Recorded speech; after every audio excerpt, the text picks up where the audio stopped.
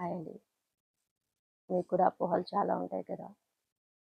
Weight loss అయ్యి మళ్ళీ ఆపేస్తే వెయిట్ గెయిన్ అవుతారు అని. అలా ఏమి ఉండదండి.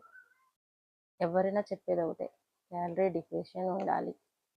ఏం తినాలి, ఏం తినకూడదు, ఎంత తినాలి అనేది అదొక్కటి మనకి మైండ్లో ఉండాలి.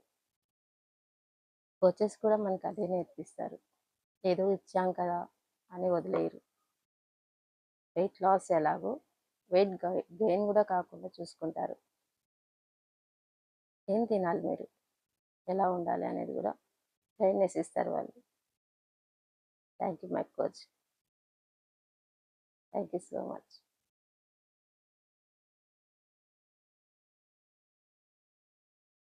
స్క్రీన్ మీద నెంబర్ ఇస్తానండి. మీరు ఎవరైనా వెయిట్ లాస్ అవ్వాలి అనుకుంటే ఎలాంటి డౌట్స్ పెట్టుకోవద్దండి, కాల్ చేయండి.